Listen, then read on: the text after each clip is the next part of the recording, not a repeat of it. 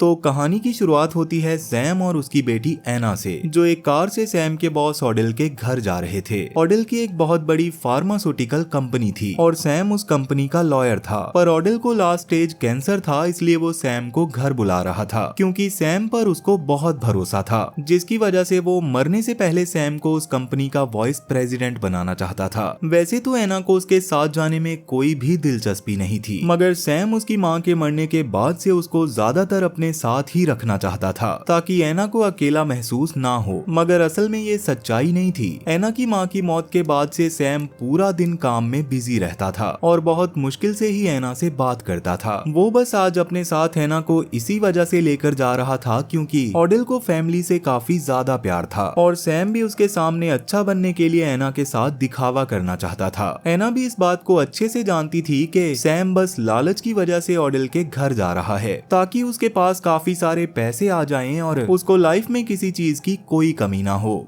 तभी अचानक से उसको ऑडिल की कॉल आती है, जो उसके लेट हो जाने की वजह से तिलमिलाया हुआ था। पर सैम उसको समझाता है कि मैं थोड़ी ही देर में आपके घर पहुंच जाऊंगा। पर तभी अचानक से उसके फोन के सिग्नल चले जाते हैं और नाक में धूल जाने की वजह से उसको बहुत जोर से छींक आ जाती है, जिसके तुरंत बाद ही उसको रियलाइज होता है कि उसने कार को गलती से किसी के ऊपर चढ़ा दिया था। वो एना के साथ डरते हुए उतरकर बाहर आता है, जहाँ रोड पर वो एक घायल यूनिकॉर्न के बच्चे को देखता है जिसका खून नीला था और वो जख्मी हालत में दर्द से तड़प रहा था, जिसको देखकर उनके पूरी तरह से होश उड़ गए थे क्योंकि उन्होंने आज से पहले यूनिकॉर्न के बारे में बस किस्से कहानियों में ही सुना था। तभी अचानक से यूनिकॉर्न का सींग बहुत जोर से चमकने लगता है और एना उसको तुरंत ही छू लेती है, जिससे अचानक ही वो एक अजीब सी दुनिया के भ्रम में चली गई थी जहाँ उसको कॉस्मिक एनर्जी का एहसास हो रहा था। तभी अचानक से उसका भ्रम टूट जाता है। तब एना के मना करने के बावजूद भी सैम बेरहमी के साथ एक लोहे के जैक को उठाकर उस यूनिकॉर्न के बच्चे को बुरी तरह से जान से मार देता है, जिससे एना और सैम दोनों के ही चेहरे पर यूनिकॉर्न का खून गिरता है। असल में सैम किसी भी जानवर के एक्सीडेंट के बारे में वन विभाग को नहीं बता सकता था क्योंकि इससे उसको जेल हो जाती और वैसे भी वो इस वक्त लेट हो रहा था, इसलिए वो उस यूनिकॉर्न की बॉडी को साइड में नहीं फेंकता और उसको कार में ही रखकर घबराई हुई एना के साथ ऑडिल के घर पहुंच जाता है। जहाँ जाते ही उसकी मुलाकात ऑडिल के बेटे शेफर्ड और उसकी बीवी लिंडा से होती है, जो तुरंत ही उसको अपने साथ ऑडिल के पास ले जाते हैं। वहाँ सबसे पहले तो ऑडिल उनसे उनकी ट्रिप के बारे में पूछता है, पर उसके ऐसा पूछते ही एना को उस यूनिकॉर्न के विजन्स आने लगे, जिससे उसके चेहरे के एक्सप्रेशंस पूरी तरह से बदल जाते हैं। मगर वो ऑडिल को बस यही जवाब देती है कि वो बस थोड़ा सा थक गई है।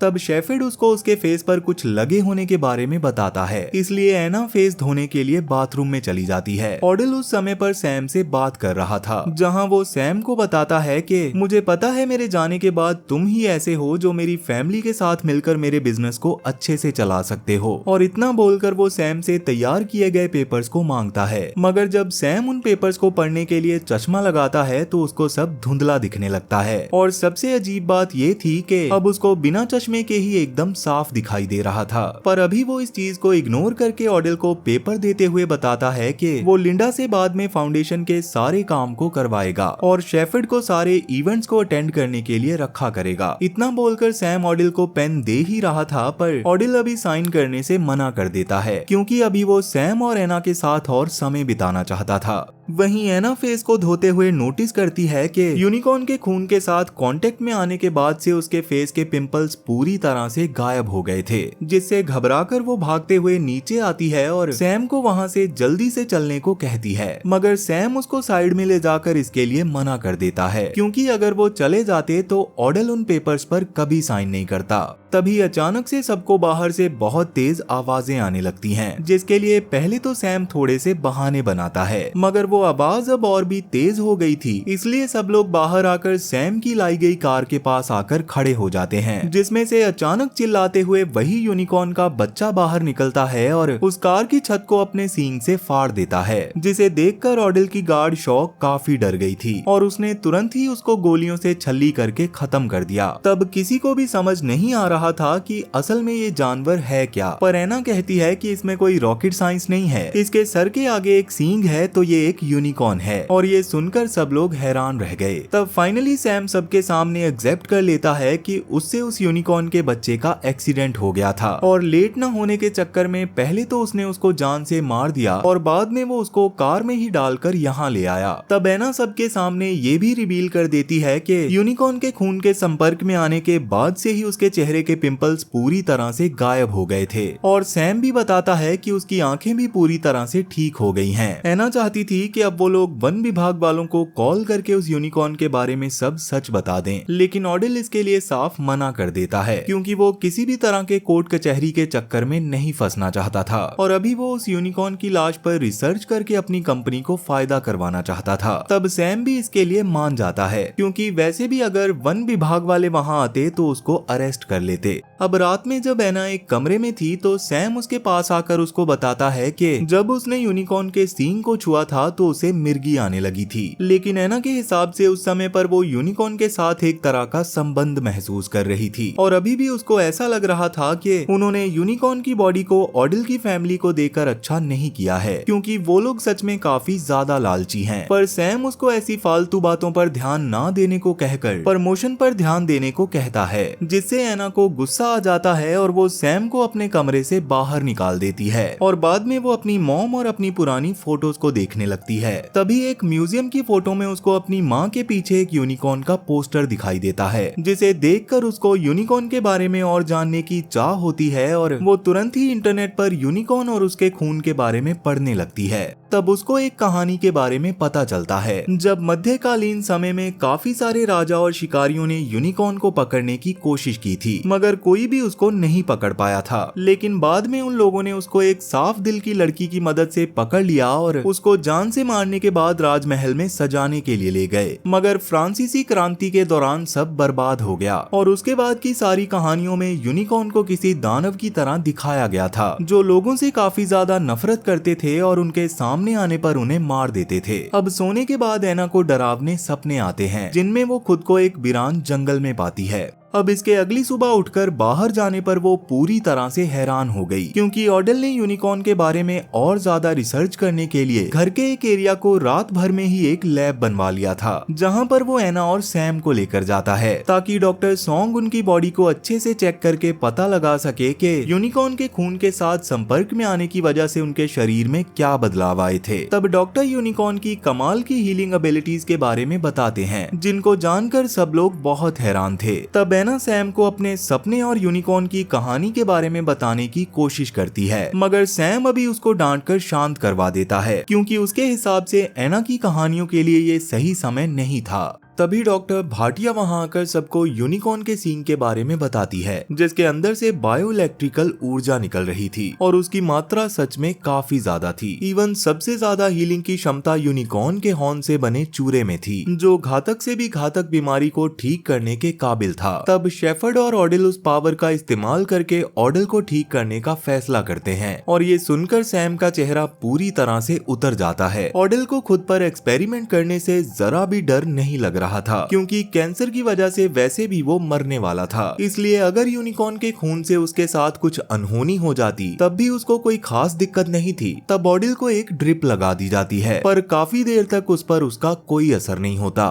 तभी सॉन्ग रियलाइज करता है कि यूनिकॉर्न के सींग के अंदर से अब और ज्यादा मात्रा में ऊर्जा निकल रही थी जिसे देखकर उसको काफी ज्यादा अजीब लग रहा था। वहीं ऑडिल की हालत अब धीरे धीरे सुधरने लगी थी, इसलिए वो सैम का शुक्रिया करता है क्योंकि उसकी वजह से उसको एक नई जिंदगी मिली थी। उसने अब सैम को अपना पार्टनर ही कह दिया था जिससे सैम बहुत ज्यादा खुश हो जाता है। वहीं एना अब वापस से यूनिकॉर्न के बारे में पढ़ रही होती है। तब शेफर्ड को उसको देखकर लगता है कि जैसे वो भी उनकी मदद करने की कोशिश कर रही है, इसलिए वो अपने नौकर ग्रिफिन से कहकर वहां पर एक प्रिंटिंग मशीन मंगवा देता है ताकि एना जो भी पढ़े उसको प्रिंट करने के बाद वो शेफर्ड के साथ साथ ऑडिल को भी दिखा सके। तभी अचानक से वहां खुद ऑडिल आ जाता है जो पहले से काफी ज्यादा एनर्जेटिक लग रहा था। सॉन्ग खुद भी उसको इतना ज्यादा एनर्जेटिक देखकर काफी खुश था। उसको समझ आ गया था कि यूनिकॉर्न के सींग में कैंसर तक को ठीक करने की क्षमता है, इसलिए अब ऑडिल उस यूनिकॉर्न को उनके हेडक्वार्टर्स में ले जाने के लिए कहता है ताकि वहाँ पर वो उसके हॉर्न से मिलने वाले पाउडर को और भी ज्यादा मात्रा में बना सके। लेकिन सॉन्ग के हिसाब से ये मुमकिन नहीं था क्योंकि यूनिकॉर्न के सींग के पाउडर में एक खास तरह का प्रोटीन था जिसको किसी भी हाल में कोई और नहीं बना सकता। लेकिन ऑडल इससे और भी ज्यादा खुश हो जाता है क्योंकि जब किसी चीज की सप्लाई काफी ज्यादा कम होती है तो उसकी डिमांड उतनी ही ज्यादा बढ़ जाती है। इसलिए वो इस सींग से बनने वाले पाउडर को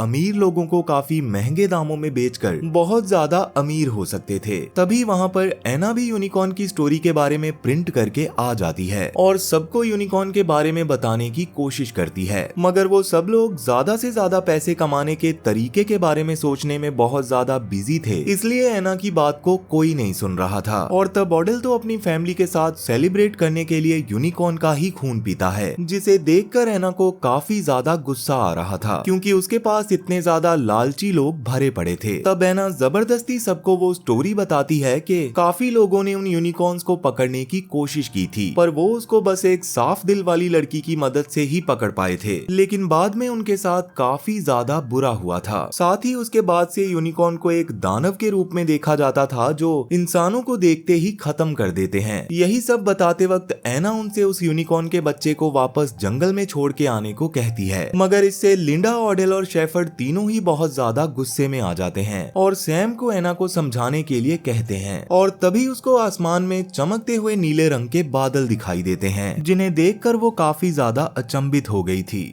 अब शाम के समय में जब सॉन्ग उनकी बनाई गई टेंट की टनल से यूनिकॉर्न के बच्चे की बॉडी को लैब में लेकर जा रहा था, तभी अचानक से बायोइलेक्ट्रिकल सिग्नल्स और ज्यादा बढ़ जाते हैं जिससे ऑडल के पूरे घर की लाइट चली गई थी और उन सबके फोन भी पूरी तरह से बंद हो गए थे। तब ऑडल सैम से सब चेक करने को कहता है और वहीं एना अभी भी कार में ही बैठी हुई थी। अभी सैम उस टनल के अंदर गया ही था कि तभी अचानक से उसके सामने सॉन्ग की बॉडी से एक बड़े यूनिकॉर्न का सींग आर पार हो जाता है जिससे मौके पर ही उसकी मौत हो गई थी। उस टनल के बाहर एक बहुत ही बड़े और गुस्से वाले यूनिकॉर्न को नोटिस किया जा सकता था जो असल में उस मरे हुए यूनिकॉर्न का पिता था और उसकी मौत का बदला लेने आया था। तब शॉ और बाकी सारे गार्ड्स मिलकर उस यूनिकॉर्न पर गोलियां चलाने लगते हैं। वहीं एना की कार के पास भी एक यूनिकॉर्न आकर हमला करने लग गई थी, इसलिए सैम तुरंत ही बाहर निकलकर एना की कार के पास जाता है और कार से बाहर निकलने में उसकी मदद करता है। एना भी तब कार से बाहर आ गई थी, मगर अब वो यूनिकॉर्न सैम पर हमला करने वाली थी, इसलिए एना जानबूझकर शोर मचाते हुए उस यूनिकॉर्न के पास से गुजरती है और वो यूनिकॉर्न उसका पीछा करते हुए एक जाली वाले गेट के पास आ जाती है। वो यूनिकॉर्न काफी गुस्से में थी, मगर एना को देखकर वो रुक जाती है और उसका सींग चमकने लगता है। तब एना उसको भी छूने ही वाली थी कि तभी शॉ ने वहां आकर वापस से यूनिकॉर्न पर फायर करना शुरू कर दिया, जिसकी वजह से उसको वहां से जंगल की ओर भागना पड़ता है। अब उसके वहां से जाने के बाद ऑडल नोटिस करता है कि जमीन पर उसका खून पड़ा हुआ था और इसका मतलब साफ था कि उन लोगों ने उसको घायल कर दिया है। तब ऑडल के मन में और ज्यादा लालच आ जाता है और वो सैम के साथ साथ शॉ और अपने गार्ड्स के साथ जंगल में जाकर उस यूनिकॉर्न को पकड़ने का फैसला करता है। वो खाना खाते हुए इसके बारे में बात करते हैं, जहाँ उन्हें ये बात भी समझ आ गई थी कि एना का मन सच में काफी ज्यादा साफ है और इसी वजह से उस यूनिकॉर्न ने बाद में उस पर हमला करने की कोशिश नहीं की थी। तब एना उन्हें जंगल में जाने से रोकने की कोशिश करती है, पर कोई भी उसकी बात नहीं सुनता। सैम वैसे तो उसकी बात सुनना चाहता था, पर वो भी ऐसा नहीं करता क्योंकि उसको भी बस पैसे ही दिखाई दे रहे थे जिनसे वो एना को एक टेंशन फ्री लाइफ देना चाहता था और इसीलिए वो ऑडेल और बाकी सबके साथ जंगल में चला जाता है। वहीं शेफर्ड अभी कुछ सोचते हुए डॉक्टर भाटिया के पास जाकर उनसे सॉन्ग की मौत के बारे में बात करने लगता है, पर असल में वहां बस वो भाटिया का ध्यान भटका रहा था और इसमें कामयाब होते ही वो वहां पर रखे यूनिकॉर्न के सींग का पाउडर उठा लेता है और अपनी नशे की आदत के चलते उसको ही टेबल पर रखकर सूंघ लेता है। वहीं एना अब तक हर चीज से परेशान हो चुकी थी, इसलिए वो यहाँ से निकलना चाहती थी, पर तभी अचानक से वो आसमान में वही नीली रोशनी देखती है और उसको रियलाइज होता है कि वो अपने पिता को ऐसे छोड़कर नहीं जा सकती, इसलिए वो अंदर जाकर वापस यूनिकॉर्न के बारे में देखना शुरू कर देती है और तभी उसको याद आता है कि यूनिकॉर्न के पास तो हीलिंग की ताकत होती है, इसलिए वो घायल यूनिकॉर्न तो अब तक पूरी तरह से ठीक हो गया होगा, जिसका मतलब था कि सैम और बाकी सब एक बहुत बड़े खतरे में हैं। इसलिए वो जल्दी से सैम को कॉल करके इसके बारे में बताने की कोशिश करती है, मगर सैम के फोन में सिग्नल नहीं आ रहे थे, इसलिए उसके पास एना का कोई भी मैसेज नहीं आता। तब एना तुरंत ही ग्रिफिन के पास जाती है और उसको यूनिकॉर्न के बारे में सब बताने के बाद कोई तरीका ढूंढने को कहती है ताकि किसी तरह से सैम से कांटेक्ट किया जा सके। लिंडा ने भी उसकी ये सारी बातें सुन ली थी, इसलिए उसको भी ऑडेल की चिंता होने लगी थी। वहीं शेफर्ड के तो अलग ही नशे चल रहे थे। वो बस बेबी यूनिकॉर्न के सींग को डॉक्टर भाटिया से बोलकर यूनिकॉर्न के शरीर से अलग करवा देता है, क्योंकि उसका पाउडर बनाकर अब वो बस नशा करना चाहता था। वहीं सैम और बाकी सब जंगल में बायो इलेक्ट्रिकल सिग्नल्स को डिटेक्ट करने वाली मशीन की मदद से थोड़ी देर में ही उस यूनिकॉर्न के पास पहुंच जाते हैं, जहां जाते ही अचानक से सैम के फोन में एना के सारे मैसेज डिलीवर हो गए थे। उन मैसेजेस को देखकर वो समझ गया था कि यहाँ सच में कोई ना कोई गड़बड़ है, इसलिए वो जल्दी से वहाँ से भागने लगा। पर तब तक वो यूनिकॉर्न शॉ को पकड़ लेता है और सबके सामने उसको बुरी तरह से जान से मार देता है, जिसके बाद उन्होंने बाकी सबको भी मारना शुरू कर दिया। तब ऑडिल और सैम जैसे तैसे भागते हुए ऑडिल के मेंशन के बाहर पहुंच जाते हैं, पर अब तक वो यूनिकॉर्न वहाँ पर भी आ गया था। तब सैम तो जल्दी से भागकर घर के अंदर चला गया था, मगर ऑडिल लालच में आकर एना की तरह उस यूनिकॉर्न को शांत करवाने की कोशिश करता है, मगर गुस्से में वो यूनिकॉर्न उसे वहीं पर मार गिराता है। वहीं अंदर अब सब डर के मारे पुलिस को कॉल करने की कोशिश कर रहे थे, मगर यूनिकॉर्न की वजह से वहाँ पर एक भी सिग्नल नहीं आ रहा था, जिससे सब बहुत ज्यादा डरने लगते हैं। तब लिंडा वहाँ पर डिसाइड करती है कि अब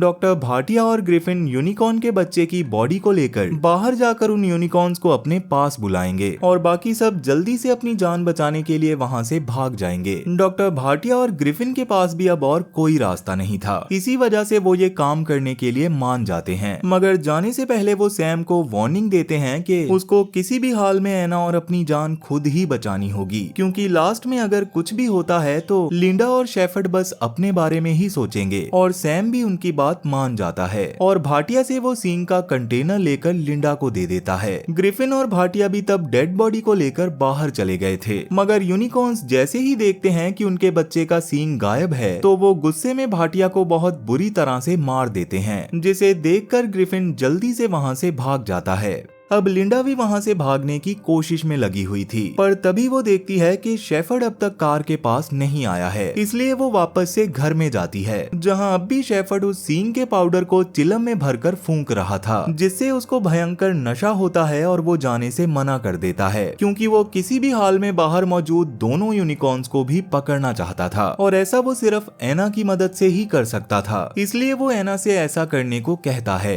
शुरू में तो एना इसके लिए मना करती है और गुस्से में अब सैम भी कंपनी को छोड़कर एना के साथ वहां से जाने की कोशिश करने लगता है, मगर शेफर्ड उनको बाहर निकलने नहीं देता। मगर इतने में ही मेल यूनिकॉर्न घर के अंदर आ जाता है, जिसे देखकर सब अलग अलग कमरों में चले जाते हैं। शेफर्ड ने तो अभी भी अपने पास वो यूनिकॉर्न के सींग वाला बॉक्स रखा हुआ था, क्योंकि उसके लिए उस बॉक्स से ज्यादा कीमती अब कुछ भी नहीं था, इसलिए वो लिंडा पर भी ज्यादा ध्यान नहीं दे रहा था। वो बस लिंडा को भी यही बता रहा था कि वो एना की मदद से उन यूनिकॉर्न्स को पकड़ लेंगे और बाद में उन्हें ब्रीड करवाकर उनकी मदद से दुनिया में सबसे अमीर आदमी बन जाएंगे। पर तभी लिंडा नोटिस करती है कि असल में उस बॉक्स के अंदर वो सींग था ही नहीं। सैम ने उसको पहले से ही जानबूझकर निकाल लिया था, क्योंकि उसको खुद भी लिंडा और शेफर्ड पर बिल्कुल भरोसा नहीं होता। सैम और एना इस वक्त एक ही रूम में थे और उन्हें बाहर से यूनिकॉर्न के गुस्से में चिल्लाने की आवाज आ रही थी, पर अभी सैम इस पर ज्यादा ध्यान नहीं देता और एना को वो सींग दिखाते हुए बताता है कि मैंने ये सींग सब ठीक करने के लिए चुराया है। साथ ही वो एना से अपने प्यार को जाहिर करते हुए उससे माफी मांगता है, क्योंकि अब तक वो बिल्कुल भी अच्छा पिता नहीं था। इसलिए एना भी तब इमोशनल होकर उसको हग करती है और उसको माफ कर देती है। वहीं शेफर्ड अभी भी बौखलाया हुआ था, इसलिए यूनिकॉर्न को मारने के लिए लिंडा ने एक क्रॉसबो निकाल लिया था, पर तभी एक यूनिकॉर्न गेट के अंदर अपना सींग घुसाती है जो लिंडा को लगता है और वो मौके पर ही मारी जाती है। शेफर्ड बस ऐसा होते हुए देख रहा था, मगर वो डर के मारे कुछ भी नहीं कर पाता। वहीं सैम ने एना को जैसे तैसे बाहर निकालने का फैसला किया था और खुद वो उस यूनिकॉर्न का ध्यान भटकाने वाला था। एना भी तब बाहर भाग जाती है, मगर तभी शेफर्ड बाहर आकर उस पर क्रॉसबो तान देता है और उसे यूनिकॉर्न को वहाँ पर बुलाने को कहता है, क्योंकि उसकी मदद से ही वो उस यूनिकॉर्न को पकड़ सकता था। तभी वहाँ ब्लैक वाला यूनिकॉर्न आ जाता है जो एना के ऊपर हमला नहीं करता और बस उसके बगल में लेट जाता है। और इसी मौके का फायदा उठाते हुए शेफर्ड ने उसके पैरों को बांध दिया, जिसके बाद वो दूसरी यूनिकॉर्न को भी वहाँ पर बुलाकर वैसे ही बांध देता है। मगर ये सब तो असल में सैम का एक प्लान था। अब उसको यूनिकॉर्न से छुपे बिना ही शेफर्ड को पेलने का मौका मिल गया था, इसलिए वो उसको बहुत बुरी तरह से मारने लगता है। साथ ही वो एना की जान बचाने के लिए शेफर्ड के पेट में यूनिकॉर्न का सींग मार देता है, जिससे शेफर्ड अब मरने लगता है। लेकिन मरते मरते उसने भी अपने हाथ में मौजूद तीर को सैम के मार दिया था, जिससे अब सैम भी मरने वाला था। तब तक एना भी यूनिकॉर्न्स को खोल चुकी थी, जो तुरंत ही शेफर्ड को उठाकर दूर फेंक देते हैं, जिससे मौके पर ही उसकी मौत हो जाती है। लेकिन एना को अब सैम की काफी ज्यादा चिंता हो रही थी। तब सैम उससे पूछता है कि जब उसने यूनिकॉर्न के सींग को छुआ तब उसे क्या दिखा था, और एना इमोशनल होते हुए जवाब देती है कि उसकी माँ दूसरी दुनिया के दरवाजे पर उसका इंतजार कर रही है। सैम को ये जवाब सच में काफी ज्यादा पसंद आता है और वो एना के हाथों में ही अपना दम तोड़ देता है, जिससे एना जोर जोर से रोने लग गई थी। लेकिन तब यूनिकॉर्न अपने बेटे के सींग को सही करते हैं और बाद में उनके सींग चमकने लगते हैं। उन्होंने अपनी ताकत से अपने बेटे के साथ साथ सैम को भी जिंदा कर दिया था, जिसको वापस से जिंदा देखकर एना खुशी के मारे सैम से लिपट जाती है। अब इसके बाद वो यूनिकॉर्न्स वहाँ से चले गए थे, पर तभी वहाँ ग्रिफिन कुछ पुलिस वालों को लेकर वहाँ आ जाता है, जो घर में इतनी सारी लाशें देखकर समझ रहे थे कि उन सबको सैम और एना ने ही मारा है। तब सैम और एना उन्हें यूनिकॉर्न और बाकी चीजों के बारे में समझाने की कोशिश करते हैं, मगर पुलिस को उनकी बातों पर यकीन नहीं होता और वो उन दोनों को अरेस्ट करके वहाँ से ले जाने लगते हैं। लेकिन इस बारे में उस यूनिकॉर्न की फैमिली को भी पता लग गया था, और क्योंकि वो एना और सैम को ऐसे ही जेल में जाने नहीं दे सकते थे, इसलिए वो जानबूझकर भागते हुए पुलिस की गाड़ी के सामने से निकलते हैं, जिन्हें देखकर सैम और एना समझ गए थे कि वो यूनिकॉर्न्स उनकी मदद करने के लिए ही वहाँ पर आए थे और अब शायद पुलिस वाले उन्हें भी छोड़ देंगे। वैसे आपको क्या लगता है, क्या सच में इस दुनिया में यूनिकॉर्न्स होते हैं या नहीं? मुझे कमेंट करके जरूर बताना, क्योंकि ये कहानी यहीं पर खत्म हो चुकी है। तो वीडियो पसंद आई हो तो वीडियो को लाइक जरूर करना, और मैं अब आपसे मिलूंगा ऐसी ही एक और इंटरेस्टिंग वीडियो के साथ, और तब तक के लिए टाटा और गुड बाय।